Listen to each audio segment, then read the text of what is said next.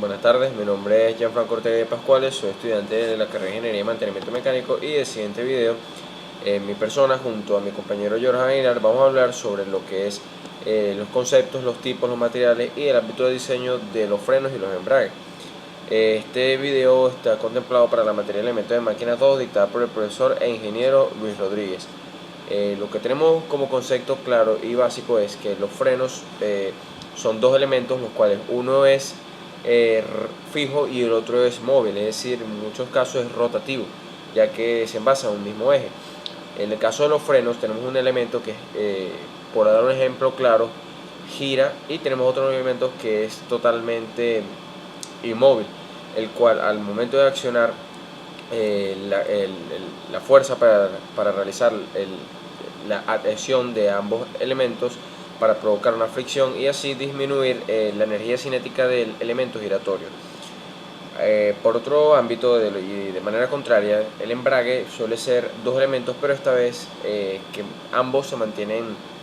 girando, pero de un mismo eje. Esto con un sentido de que se transmita la fuerza y el sentido de giro de un elemento a otro, teniendo en cuenta que existe lo que son pérdidas por el traspaso de energía entre ambos. Ahora bien, hablando y objetizando los tipos, la clase de transmisión de potencia para que tanto el freno como el embrague pueda funcionar, para que estos puedan realizar su funcionalidad, tenemos cuatro modelos, tenemos cuatro tipos, de los cuales son mecánicos, eléctricos, automáticos o pueden ser neumáticos o hidráulicos. En el ámbito por lo menos de los carros y de los vehículos tenemos frenos que funcionan de manera hidráulica mediante un fluido denominado libre de freno, que transmite la fuerza desde su accionamiento del pedal hasta las cuatro ruedas, ya sea por freno de disco las cuatro ruedas o usando freno de disco de las ruedas delanteras y las ruedas traseras usando frenos de zapata, también conocidos como frenos de tambor. Este fluido acciona a tales elementos para que el elemento fijo se adhiera al elemento móvil para así provocar una fricción y que la energía cinética se disminuya, absorbiendo su fuerza y generando una disminución de velocidad en este caso del vehículo, hasta generar en su totalidad la detención de este. Ahora bien, explicando un poco de manera sistemática lo que son los métodos de acoplamiento nombrados anteriormente, que tenemos mecánicos, hidráulicos, eléctricos o automáticos, tenemos una clase de desglose. Ahora bien, tenemos que todos estos se dividen tanto en contacto positivo, se dividen también en la sobremarcha de la vía. Esto se subdivide también de acuerdo a la fricción, de acuerdo al magnetismo, o también denominado como magnético, y debido al acoplamiento en base a un fluido, como habíamos mencionado anteriormente. Ahora bien, el contacto positivo tenemos que son en tanto a quijadas cuadradas, quijadas de espiral y dentacas. Ahora bien, tanto la fricción tenemos el desglose de ya sea mediante un método axial, radial o cónica. Esto lo notamos mucho en el ámbito industrial. También tenemos lo que son la sobremarcha o de una sola vía, los cuales podemos subdividir y se desglosa mediante rodillos de uñas o de resorte enrollado. Estos sí suelen ser un poco más escasos debido a en el ámbito de diseño por su parámetro económico. Otro desglose del accionamiento que tenemos es el magnético. El magnético suelen ser se suele desglosar en grupos de histéresis, corrientes parásitas, o se puede desglosar en partículas magnéticas también. Este tipo de accionamiento debido al magnetismo suele ser bastante costoso en su ámbito de diseño igualmente, por lo que no es muy notorio verlo en determinados elementos o en determinadas máquinas. Ahora bien, tenemos lo que son los acoplamientos en base a un fluido, que estos suelen ser fluidos secos o fluidos hidráulicos. Ahora bien, hablando sobre los tipos de frenos, podemos encontrar los frenos de zapatas, o también conocidos como frenos de tambor, pero estos suelen ser denominados de tambor cuando son por expansión interna. Tenemos el elemento rotativo, que es el externo, y tenemos el elemento fijo, que es inmóvil en la parte de adentro, que cuando se acciona la parte del freno, este elemento inmóvil se expande de tal manera que haga fricción y contacto o adherencia con el elemento rotativo y haga que éste reduzca su velocidad, su energía cinética. Tenemos también el frenado con discos. Igualmente tenemos el disco rotativo y tenemos un elemento que para adherirse se le agrega una determinada fuerza mediante un fluido para que éste se acople al disco y lo haga que se frene mediante fricción. También tenemos los frenos por disco cerrado, frenos por disco exterior y los frenos de cinta. Ahora bien, mediante los tipos de embrague tenemos que estos se dividen en embragues dentados, en embragues de fricción, embragues unidireccionales, embragues centrífugos, embragues automáticos y por último embragues neumáticos, todo dependiendo de la funcionalidad y el método de accionamiento que se le adhiera a este. Ahora bien, en el ámbito tanto de diseño como escogencia tenemos que los materiales a utilizar para la parte de fricción tenemos que un freno o un embrague determinado debe tener una serie de características al momento de seleccionar el material idóneo para así evitar algún tipo de problema. Las características que estos materiales deben poseer son las siguientes: el coeficiente de fricción debe ser alto y reproducible para así evitar que mediante la fricción se desgaste el material y sea constante, confiable y viable el trabajo del material que se esté utilizando. Tenemos la inalterabilidad ante condiciones del medio, ya sea humedad, ya sea temperaturas altas, temperaturas bajas, indiferentemente el material debe adaptarse de acuerdo a su entorno para poder trabajar de forma eficiente. También tenemos la capacidad para soportar altas temperaturas, para así que no se cristalice el elemento, junto con una buena conductividad y de difusivas térmicas, así como el calor específico elevado para que, como habíamos dicho, el material tenga alta resistencia de acuerdo a cambio a variaciones de temperatura altas. También tenemos que tiene que tener buena resiliencia, alta resistencia al desgaste, rayado o raspadura, es decir, que el material tiene que tener una superficie constante, uniforme, para proporcionar un buen sistema de frenado o de transmisión de energía. También tiene que tener compatibilidad con su entorno y también tiene que tener flexibilidad. Todas estas son características que el elemento de frenado a utilizar tiene que tener en cuenta debido a la utilización del material. Por eso, en el ámbito de diseño, en el momento de escoger el material idóneo, tenemos que tomar en cuenta estas características nombradas anteriormente para así escoger un material que posea estas características y de acuerdo a los criterios de diseño, sea de ámbito económico o bueno, bien sea para la funcionalidad que se le quiera agregar. Ahora bien, tenemos en tanto al diseño, existen muchos parámetros que deben ser tomados en cuenta, tales como el entorno en el cual se va a encontrar el elemento, la velocidad o la potencia con la cual este elemento transcurre para así diseñar las medidas y las dimensiones exactas del sistema para saber realmente qué trabajo, por así decirlo, debe realizar para realizar una disminución de energía cinética o su frenado en su totalidad. Se tiene que tomar en cuenta también las condiciones del material del cual se va a trabajar de ambos elementos. También se tiene que tomar en cuenta los parámetros del fluido con el que se vaya a trabajar,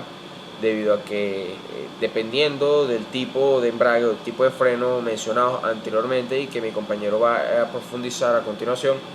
se tiene que utilizar un debido fluido para así trabajar de forma idónea, ya sean hidráulicos, ya sean neumáticos, ya sean automáticos, indiferentemente, se tiene que utilizar un determinado fluido para la transmisión de energía. En el ámbito, lo más importante del ámbito del diseño viene siendo las dimensiones y el material que se le vaya a colocar al elemento. Sabemos muy bien que una serie de cálculos y una serie de gráficas y tablas nos van a proporcionar los valores y constantes que se tienen que tomar en cuenta en el ámbito de diseño dependiendo del material que escojamos y de las dimensiones que éste desea, para así también objetizar y tomar en cuenta el valor de la fuerza y la energía cinética que se está conllevando para así hacer unos determinados cálculos, tomar en cuenta y objetizar un resultado específico para que en este caso el freno que vamos a estar diseñando pueda soportar la transferencia de fuerza y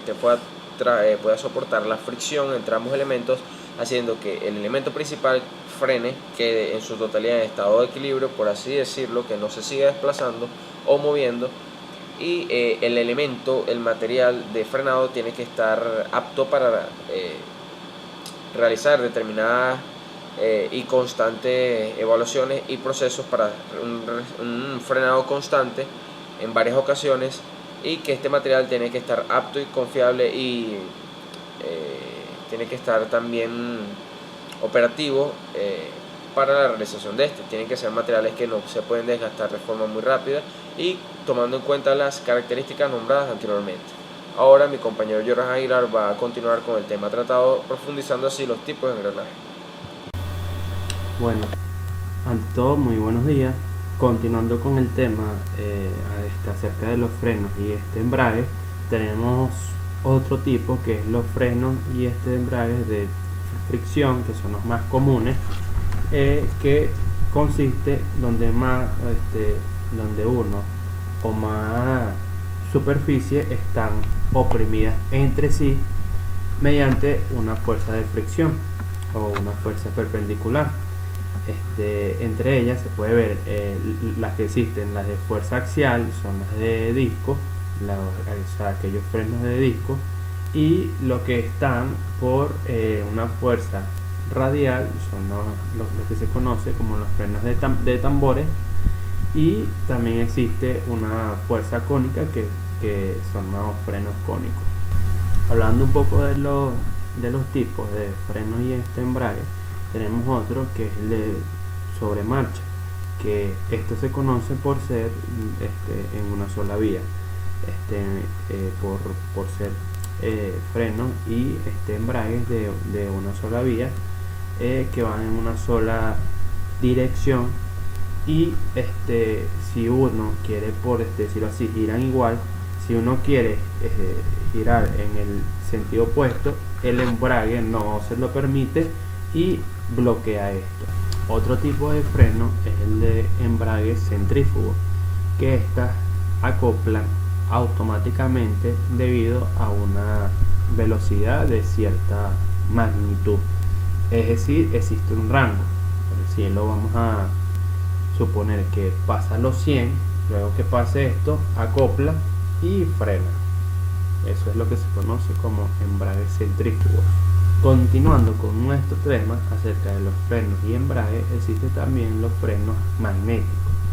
que de esto hay muchos tipos, pero su característica principal es que la carcasa y el disco no están unidos, están separados por cierta altura. Lo que pasa es que en el medio de ellos hay un polvo ferroso que, cuando la bobina toma una cierta energía,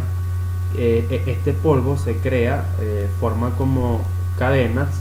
que unen el disco con la carcasa. Por ende es que se aplica el freno. También existe otro tipo de acoplamiento que es fluido, que normalmente es aceite y trabaja con una turbina o un rodete. Otro tema que hay que tener en cuenta es acerca de las fallas de los frenos y embrague. Normalmente es por las altas temperaturas, falla del material o desgaste del mismo. Aunque actualmente no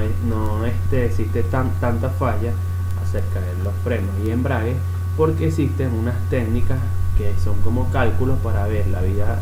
cuánto vida útil, si se puede decir, le queda a los frenos, o cómo darle mantenimiento a estos frenos para alargar su vida útil, y de esta forma tratar de prolongar dicha falla. Para finalizar, el freno y embrague constituye una parte fundamental en el diseño de elementos de máquina, donde se puede ver desde los automóviles, elevadores, turbinas o todo mecanismo móvil que necesite de un freno a través de fricción. Por ejemplo, se puede ver elevadores que constituye una parte fundamental, vital, ya que ejemplo, si se viene de un octavo piso a cierta velocidad, se requiere que cuando llegue a la planta baja frene, porque si no, o sea, ya es vida humana. Ponte que venga todo eso a tanta velocidad y necesita un frenado, entonces esto va a ser trágico, ¿no? Entonces, por eso es un tema fundamental en los mecanismos móviles para su frenado. Muchas gracias y saludos.